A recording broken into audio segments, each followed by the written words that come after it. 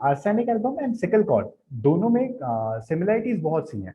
जैसे sickle cord में भी क्या, it has all the ulcerations and procession which are caused by arsenic, all the offensive odors and expulsion to offensive clots ना, सारे offence जितने भी डिस्चार्जेस रहेंगे है ना, सारे ऑफेंसिव रहते हैं, अल्सरेशंस रहेगा, प्रोस्टेशन बहुत रहता है, फिजिकल प्रोस्टेशन बहुत रहता है ना, and all the burnings which are seen in arsenic is also seen in secale cor, है ना। बट सिकल कॉर्ड को कैसे डिफरेंशिएट करेंगे आर्सेनिक से? The secale cor patient wants to be uncovered, want things cold, wants the windows open, है ना। Sickle cord को क्या चाहिए, उसको अनकवरिंग चाहिए, उसे कवरिंग पसंद नहीं है, ठीक है। सारी चीजें जो है क्या, उसे सारी क्या ठंडी चाहिए, और डोर्स एंड विंडोज क्या चाहिए, ओपन चाहिए, जो कि आर्सेनिक में देखने को नहीं मिलता है ना। तो ये बेसिक डिफरेंशिएशन जो है हमको देखने को मिलेगा। प्लस सिकल कॉर्ड किस I think also hot in thermal wise hot होता है सिकल कॉर्ड, है ना, and arsenic is chilly. The only distinguishing feature between these two remedies in the case may be that sickle cord want cold and arsenic want heat, है ना, ये एक चीज हो गई। बट एट लास्ट में थर्मल्स भी मैटर नहीं करेगा यहाँ पे, क्योंकि अगर कंप्लेन सिफिलिटिक है, मायाजम हमको पहले देखना है कि अगर मायाजम प्रिवेलिंग जो है एट प्रेजेंट वो सिफिलिटिक हो, तो वहाँ पे थर्मल्स मैटर नहीं करता है, वहाँ पे हम थर्मल्स को, थर्स्ट को, इन सब चीजों को इग्नोर कर सकते हैं। Okay, then next point, the complaints aggravate at 1 to 2 p.m. and am both. Okay, कि मोस्टली कंप्लेंट्स एग्रावेशन कभी देखने को मिलते हैं आर्सेनिक के, तो 1 to 2 am and pm. Okay, okay, so now according to Philip Belly, the anxiety that is found in arsenic is intermingled with the fear and impulses, with suicidal inclination, with sudden freaks and with mania. Okay, ये तो यहाँ पे भी क्या, तीनों माइज्म से related mental जो है हमको देखने को मिल रहा है कि आर्सेनिक में क्या एंजाइटी देखने को मिलती है, एंजाइटी जो कि साथ में उसके क्या रहती है, फियर रहता है ना, और एक इम्पल्स रहता है, ठीक है, कुछ मैं कर लूं, कुछ मैं ऐसा कर लूं, कुछ मैं वैसा कर लूं, मेरे को ठीक नहीं लग रहा है, ये नहीं लग रहा है ना, ये हो गया। और ये इम्पल्स फिर लेटर ऑन लीड करता है किस चीज में, सुसाइडल इंक्लाइनेशंस में, एट लास्ट में सुसाइड तक पहुंच जाता है, with sudden freaks and with mania, है ना, ये एक चीज देखने को मिलती है। नेक्स्ट, ओके, फास्टिडियसनेस, है ना, ये भी इससे हम फैमिलियर है कि ये बेसिक नेचर होता है आर्सेनिक का, एक बेसिक कैरेक्टर है आर्सेनिक का, तो वो क्या होता है वैसे, एक है फास्टिडियसनेस। बट फास्टिडियसनेस को कैसे रिलेट करेंगे हम यहाँ पे, फास्टिडियसनेस को हम कैसे रिलेट करेंगे दूसरी रेमेडीज से। So arsenic try to create order in their environment in an attempt to allay anxiety. ठीक है, आर्सेनिक क्या करता है, मैं इसे सीधा समझा देता हूँ आप लोगों को कि आर्सेनिक का फास्टिडियसनेस क्यों होता है। फास्टिडियसनेस आर्सेनिक में इसलिए आती है क्योंकि क्या, बेसिकली आर्सेनिक इज क्या, very anxious and anticipatory nature, ठीक है, उसको घाबरेट स्वभाव का बहुत होता है वो, है ना, हमेशा घबराना कि अभी कैसे होगा, अगर वैसे हो गया तो क्या होगा, अगर मेरा काम नहीं बना तो क्या होगा, अगर आंसर्स में से गलत लिखा है तो क्या होगा, है ना, एंजाइटी रहती है उसको। तो ये एंजाइटी जो चाइल्डहुड में रहती है ना, ये धीरे धीरे क्या होता है, ये धीरे धीरे उस एंजाइटी की वजह से क्या, कि कहीं में से गलती ना हो जाए, गलती ना हो जाए, इस वजह से क्या करता है वो, धीरे धीरे वो परफेक्शन की तरफ जाने लगता है, हर चीजों को एकदम सिस्टमेटिक करने लगता है, ठीक है। तो सिस्टमेटिक करने का रीजन, उसके पीछे का फास्टिडियसनेस होने का रीजन क्या है, एंजाइटी होती है उसकी, कि वो उस एंजाइटी की वजह से कि कहीं में से कुछ गलत ना हो जाए, वो क्या करता है, चीजों को एकदम परफेक्ट, है ना, अप टू द मार्क बोलते हैं ना, है ना, अप टू द मार्क क्या करने की कोशिश करता है ताकि कुछ गड़बड़ ना हो, है ना। क्योंकि अब यहाँ पे क्यों होती है एंजाइटी, अगर गड़बड़ होगा तो क्या होगा आर्सेनिक को, है ना, ये अक्सर हमको पेशेंट से पूछना पड़ता है ना, तो हमको ये डीप केस लेकिन जब भी हम लेते हैं ना, तो ये चीजें निकल के आती है। तो हमेशा एक पूछना चाहिए कि आपको इतना क्यों घबराहट होता है, इतना क्यों घबराते हो आप, है ना, इतनी एंजाइटी क्यों होती है, ठीक है। तो आर्सेनिक को क्यों होती है एंजाइटी, एक्चुअल में आर्सेनिक को ये इस बात की एंजाइटी रहती है कि अगर वो सिचुएशन अगर प्रॉपर सिस्टमेटिक तरीके से नहीं हुआ, है ना, अगर जो चीज प्रॉपर तरीके से काम करनी है वो ऐसे काम नहीं करी ना, है ना, तो जो गड़बड़ी होगी, है ना, मैं उसे कैसे डील करूंगा, मैं उसको मैनेज कर पाऊंगा कि नहीं कर पाऊंगा, जो प्रॉब्लम्स आएंगे उसके, जो रिजल्ट्स होंगे उसके, जो कॉन्सिक्वेंसेस होंगे, है ना, जहाँ पे काम जो है गड़बड़ आ जाएगा, तो मैं उसको टैकल कैसे करूंगा, है ना, मैं नहीं टैकल कर पाऊंगा, ठीक है। ये एंजाइटी लीड करती है, ये चीज, ये मेंटालिटी लीड करती है उसको एंजाइटी के लिए, और इस एंजाइटी की वजह से वो किस में जाता है, फास्टिडियसनेस में जाता है। तो ये बेसिक जो है कोर है एंजाइटी का, फास्टिडियसनेस का, आर्सेनिक का, जो अक्सर हमको उधर बड़े सर के साथ में रह के देखने को, सीखने को मिला। The most fastidiousness of all the constitutional types is arsenic excluding the more pathological obsessive fastidiousness of some syphilinum and veratrum. Okay हाँ, तो ये क्या, ये सबसे हाई ग्रेड का फास्टिडियसनेस जो है देखने को मिलता है आर्सेनिक में, एक्सेप्ट टू रेमेडीज के, दैट इज सिफिलिनम एंड वेरेट्रम। तो ये तो क्या होते हैं, ये एकदम सिफिलिटिक लेवल के इनमें फास्टिडियसनेस देखने को मिलता है। वहीं अगर नक्स की बात करें तो नक्स भी क्या होता है, नक्स भी फास्टिडियस में आता है ना। फास्टिडियस रूब्रिक अगर आप चेक करेंगे ना कारा में, रिपोर्टरी में अपनी, तो उसमें क्या हमको नक्स वोमिका भी देखने को मिलेगा। बट नक्स वोमिका को कैसे रिलेट कर सकते, कैसे डिफरेंशिएट कर सकते हैं हम आर्सेनिक से। तो नक्स ओमेगा में क्या होता है ना, नक्स ओमेगा का फास्टिडियसनेस सिर्फ अपने वर्क को लेके रहता है, क्योंकि नक्स ओमेगा क्या है, नक्स ओमेगा एम्बिशियस होता है बहुत, ठीक है, वो अपने वर्क को लेके अपना पैशन रहता है, उसको अपने काम को लेके, उसके उसे अपने काम को लेके पैशन रहता है, एम्बिशियस रहता है, एम्बिशन रहता है उसका कि मुझे लाइफ में कुछ करना है, मुझे कुछ कर गुजरना है, बोलते हैं ना, है ना ये। तो उस कारण से क्या होता है, नक्स ओमेगा अपने काम को लेके बहुत नीट एंड टाइडी रहेगा, ठीक है। That's why the same point is been mentioned here ना, nux vomica is only other remedy listed in the repertory under the rubric fastidiousness, because nux is really concerned more of what efficiency than orderliness, hence he is often tidy at work but not at home, है ना ये। तो इसलिए नक्स omega क्या है, घर में उसके कपड़े है ना, उसके उसका रूम जो है ना वहां पे उसकी जो बिलोंगिंग्स है ना वो एकदम अस्त व्यस्त रहेगी, ठीक है, वहां पे वो चीजें सिस्टमेटिक देखने को नहीं मिलेगी। बट नक्स ओमेगा का जो ऑफिस रहेगा, जो वर्किंग प्लेस रहेगा, जो उसकी काम करने की जगह रहेगी ना, वो बहुत सिस्टमेटिक रहेगा, वहां पे हमको कोई सिमिलैरिटी देखने को नहीं मिलेगी,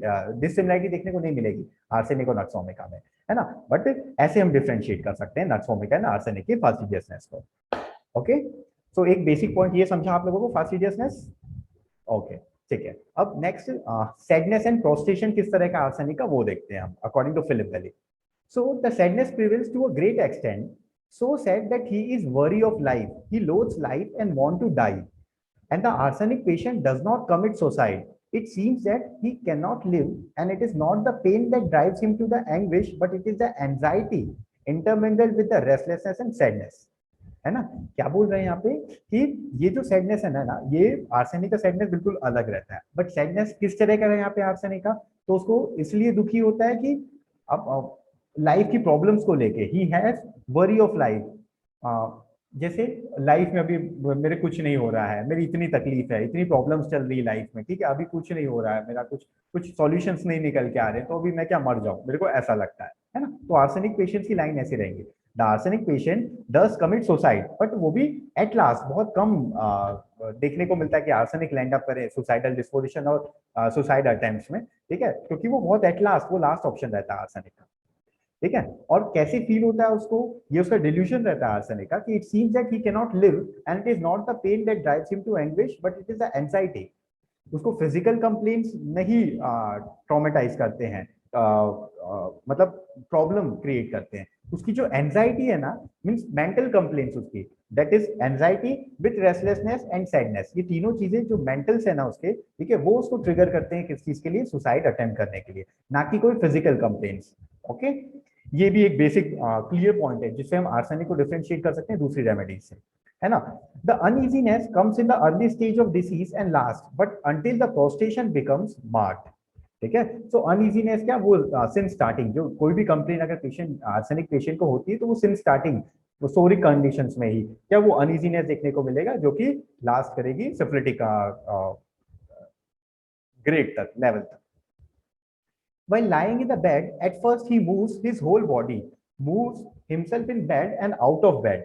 But the prostration becomes so marked that he is able to move only his limbs until at last he becomes so weak that he is no longer able to move and he lies in the perfect quiet in extreme prostrations. Okay, so basically ये lines में भी क्या mention, क्या कहना चाह रहे हैं Philip valley कि यहाँ पे प्रोस्टेशन का लेवल जो है ना बहुत मार्क देखने को मिलेगा, बहुत प्रोमिनेंट देखने को मिलेगा, ठीक है। और इतना प्रोस्टेशन रहता है कि that he is able to move only his limbs until at last he become so weak that he is no longer able to move that also, है ना, कि इतना कमजोरी और ये रहेगी उसको ना, प्रोस्टेशन रहेगा कि लेग देके अपने हाथ और पैर को, वो पैरों को क्या वो हिला पाएगा, है ना, इतना प्रोस्टेशन और वीकनेस लाता है आर्सेनिक, है ना, ये देखने को मिलेगा हमको।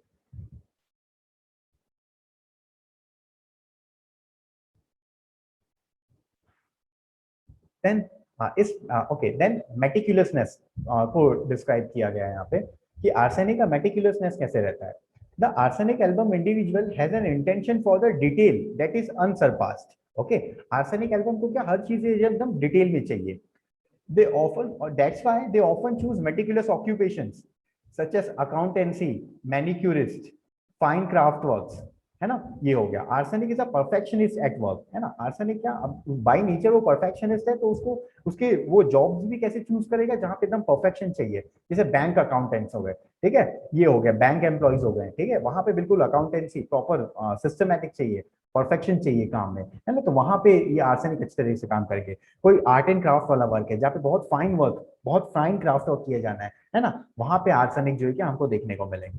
Because why, because arsenic is a perfectionist ना, so obviously it would be perfectionist at work too, particularly with regards to the final appearance of the product. हाँ, और एट लास्ट में जो फाइनल अपीयरेंस है प्रोडक्ट का, ठीक है, उसको एक वो होता है ना, जैसे हर एक कंपनी में जहाँ कोई प्रोडक्ट बनता है तो उसको क्लियरेंस देने के लिए, उसकी क्वालिटी चेक के लिए क्या कुछ ये होते हैं ना, इंडिविजुअल्स होते हैं. तो आर्सेनिक के लिए वो जगह एकदम परफेक्ट है. जैसे ना ये हो गया.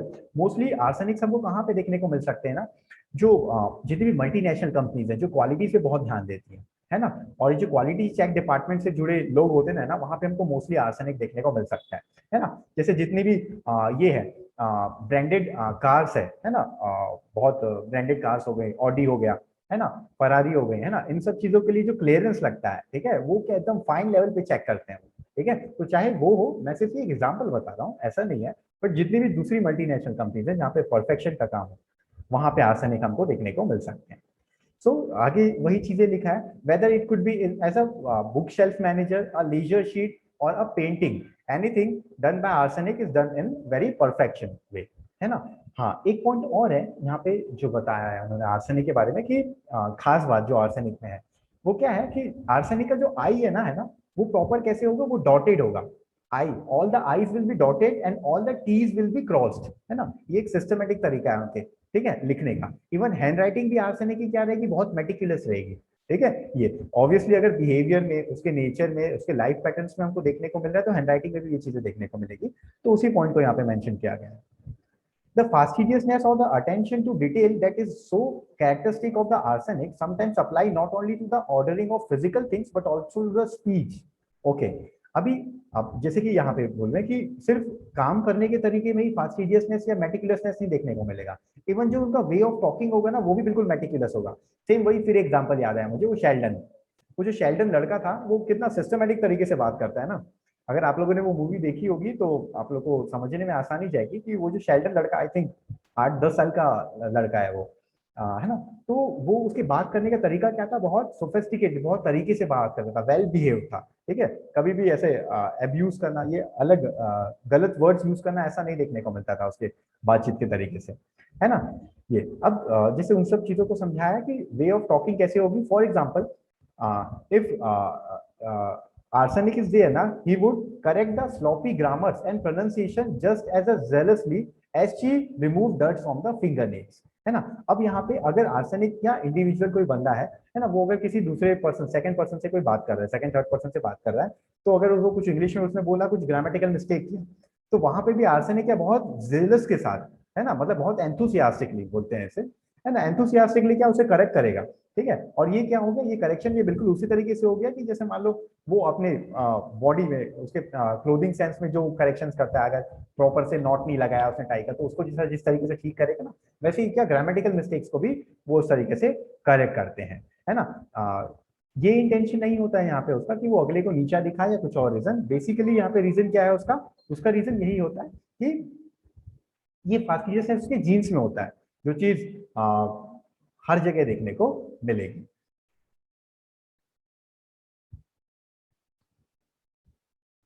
ओके, देन एंजाइटी, है ना. ऑलरेडी हमने एंजाइटी देखा, बट उसको थोड़ा सा और क्लैरिफाई किए. देन फिर now next we will jump to the rubric part of the arsenic album. Okay, so anxiety किस तरह की रहेगी आर्सेनिक की. So it seems that the prostration takes place of the anxiety and restlessness and he appears like a cadaver. So remember that this state of anxiety and restlessness go towards the cadaveric aspect towards death, है ना। अब यहाँ पे क्या बता रहे हैं कि जैसे कि प्रोस्ट्रेशन इनिशियल स्टेजेस में ही देखने को मिल जाता है आर्सेनिक के, सोरिक कंप्लेंट्स को अगर लेके आ रहा है तब से ही बहुत वीकनेस और डलनेस, प्रोस्ट्रेशन, फिजिकल प्रोस्ट्रेशन देखने को मिलेगा हमको आर्सेनिक में, है ना। तो ये चीजें रहेंगी। ये चीजें साथ साथ में एंजाइटी और रेस्टलेसनेस को भी साथ में लेके चलती है, और ये तब तक चलती है जब तक कि कंप्लेंट्स जो है क्या उसकी टुवर्ड्स डेथ तक पूरी ना प्रोग्रेस कर जाए। The arsenic patient sees the world as threatening and chaotic, है ना। ये हो गया। तो आर्सेनिक पेशेंट को क्या लगता है कि ये दुनिया जो है क्या उसके लिए खतरा है, ठीक है, थ्रेटनिंग, ठीक है, और chaotic। chaotic मतलब कुछ एकदम मतलब समझ नहीं आ रहा है मेरे को क्या हो रहा है यहाँ पे आसपास, मेरे को कुछ समझ ही नहीं रहा है ना, ऐसा वाला स्टेट को क्या बोलते हैं, chaotic बोलते हैं, ठीक है। ये हो गया। So he feels that he is old, weak and defenceless, है ना। आर्सेनिक में इतनी एंजाइटी क्यों होती है, क्योंकि बाय बर्थ, है ना, जेनेटिकली, ठीक है, बाय डिफॉल्ट ये मेंटेलिटी रहती है आर्सेनिक की, उसको क्या लगता है कि मैं बूढ़ा हूँ, एक्चुअल में बूढ़ा नहीं है, मेंटेलिटी उसकी ये होती है, उसका परसेप्शन ऐसा होता है कि मैं कमजोर हूँ, मैं बूढ़ा हूँ, मैं अपना डिफेंस नहीं कर सकता, डिफेंड नहीं कर सकता, है ना। So that's why he feel that I can not defend myself and that's there are all thief around him, और उसके चारों तरफ में कौन है, सारे चोर भरे हुए हैं, है ना, जो क्या करने वाले हैं, उसकी इस कमजोरी का फायदा उठाने वाले हैं, ठीक है, उठाएंगे। He needs people and is dependent on them because of his weakness, और यही चीज की वजह से उसे क्या फील होता है कि अभी क्या, इसलिए मेरे को किसी, कोई ना कोई मेरे आसपास में चाहिए मेरे को, जो मुझे क्या करे, सपोर्ट करे, ठीक है, मुझे हेल्प करे। Yet feels that they can not be trusted, हाँ, बट उसको कुछ लोग चाहिए अपने आसपास में सपोर्ट के लिए, बट वो उन पे भरोसा नहीं कर सकता है। क्यों? क्योंकि वो सारे के सारे किस पे, मेरे पैसे पे पीछे पड़े हुए हैं, ठीक है। ये however he can not do without them, but at last उसको पता है कि क्या वो क्या बिना उनकी हेल्प से अपना कोई काम नहीं कर सकता है, उसकी लाइफ नहीं चल सकती है, ठीक है, इसलिए उसे कोई ना कोई चाहिए अपने साथ में, and hence is very careful that he should not offend them, ठीक है। और इसलिए क्या, अब जैसे कि उसे पता है कि उन्हें जरूरत है लोग की, तो वो क्या उनको ऑफेंड नहीं कर सकता है, lest they leave and go away.